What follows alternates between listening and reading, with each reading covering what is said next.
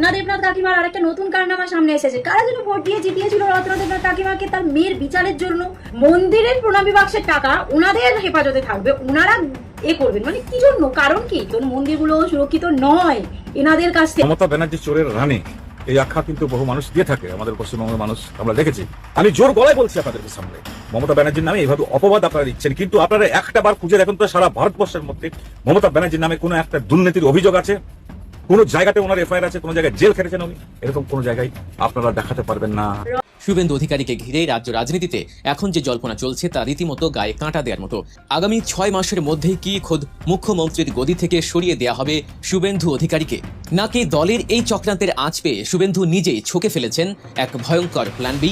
অমিত শাহ কি পরবর্তী উপপ্রধানমন্ত্রী হতে পারেন, তেমন একটা গুরুত্বপূর্ণ আলোচনা এই মুহূর্তে উঠে এসেছে এবং বিক্ষোভকারীরা স্পষ্ট ভাষায় বলেছেন, শুভেন্দুকে অবিলম্বে গ্রেপ্তার করো, তার বিরুদ্ধে আইনি ব্যবস্থা নাও। এবং যখন পুলিশ এসে পরিস্থিতি সামলাতে চেয়েছে তখন ধস্তাধস্তি ও সংঘর্ষের ঘটনাও ঘটেছে, যেখানে এক নারী ও এক পুরুষ কনস্টেবল আহত হয়েছেন। ভারতের রাজনৈতিক মানচিত্র কি সত্যি বড় পরিবর্তন আসতে চলেছে? শুভেন্দু অধিকারীর ভবিষ্যৎ কেমন হবে? খেলা কিন্তু ঘুরে গিয়েছে, খেলা কিন্তু অন্য লেভেলের হচ্ছে। মমতা ব্যানার্জি যে খেলাটা দেখালো, তাহলে কিন্তু শুভেন্দু অধিকারীর অবস্থা চরম থেকে চরম লেভেলের খারাপ। যদি শুভেন্দু অধিকারীর অবস্থা খারাপ হয় তাহলে কিন্তু নরেন্দ্র মোদীর অবস্থাও খারাপ হতে চলেছে। ওয়েস্ট বাংলা নিউজে আপনাদের জানাচ্ছি সুস্বাগতম।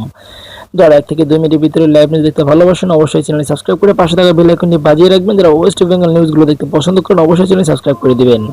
প্রিয় দর্শক বন্ধুরা, মমতা ব্যানার্জি যে অহংকার যে কথাটি জানিয়েছে, এতে আমরা স্পষ্টভাবে বুঝতে পেরেছি যে শুভেন্দু অধিকারীর অবস্থা খারাপ হতে চলেছে। যদি এবার খারাপ হয় তাহলে কিন্তু তাদের গদি লড়তে পারে, এমনটা আশা করছে বড় বড় রাজনীতিবিদেরা।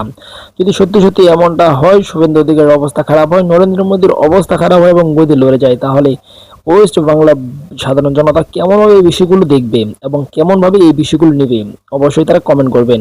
তো আজকের মতন এই পর্যন্তই, দেখা হচ্ছে পরবর্তী কোনো ভিডিও নিয়ে। সেই পর্যন্ত আপনারা সকলে ভালো থাকুন, সুস্থ থাকুন, এই চ্যানেলের সাথে থাকুন। আল্লাহ হাফেজ।